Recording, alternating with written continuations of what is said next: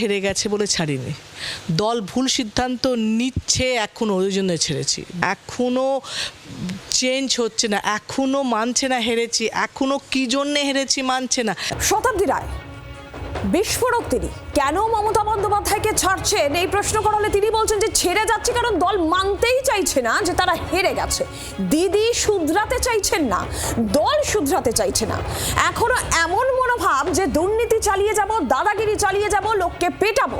জি 24 ঘন্টায় বিস্ফোরক মন্তব্য শতাব্দী রায়, শুনবো।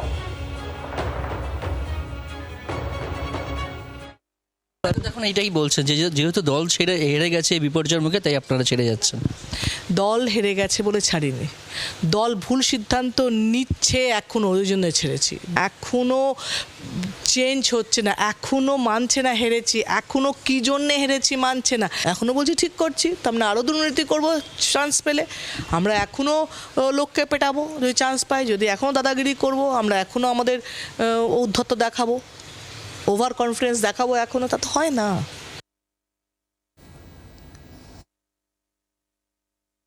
আমার নিজস্ব খারাপ লাগা দিদির প্রতি, সেটা হচ্ছে দিদির খারাপ সময় আমি দিদিকে ছাড়লাম। এটা আমার কাছে একমাত্র খারাপ লাগা, একমাত্র কষ্টের, একমাত্র দুঃখের, যে দিদি খারাপ সময়ে যাচ্ছে, দিদিকে এই সময় আমি ছেড়েছি। এই একমাত্র খারাপ লাগা আমার কাছে কাজ করছে। উপায় ছিল না, কারণ দিদি তো পাল্টাচ্ছে না, কোনো পর্যন্ত চেঞ্জ হচ্ছে না।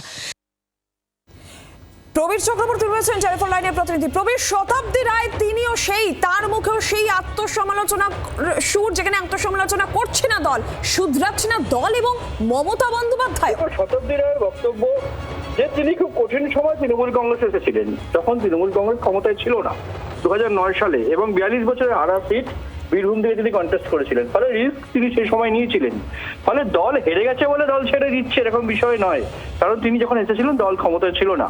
পাশাপাশি দাঁড়িয়ে শতাব্দী রায়ের যে আক্ষেপ যে কঠিন সময় মমতা বন্দ্যোপাধ্যায়কে ছেড়ে যেতে হচ্ছে, এটাই তার বড় খারাপ লাগা। কিন্তু উপায় নেই, কারণ মমতা বন্দ্যোপাধ্যায় তো শুধরাচ্ছেন না, ভুল কোথায় হয়েছে সেগুলো খোঁজ করছেন না।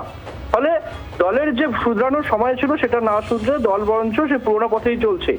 এই অবস্থায় দাঁড়িয়ে তৃণমূল কংগ্রেসে থাকা সম্ভব নয়, তাই তিনি ছেড়ে যাচ্ছেন, এই আক্ষেপ শতাব্দী রায়ের গলায় শোনা গেল। কিন্তু উপায় নেই, একথাও তিনি বলছেন। এবং আগামী দিনে এনসিপিআই এ রাজ্যে কাজ করবে, কিভাবে কাজ করবে তার পরিকল্পনা ইতিমধ্যেই নিচ্ছে এই 20 জন সাংসদ। সেই জায়গায় দাঁড়িয়ে রাজ্য কমিটি গঠন, কার্যালয় তৈরি, এই বিভিন্ন বিষয় আলোচনা চলছে বলেও জানিয়েছেন শতাব্দী রায়। বাংলার আওয়াজ, বাঙালির আবেগ, জি 24 ঘন্টা।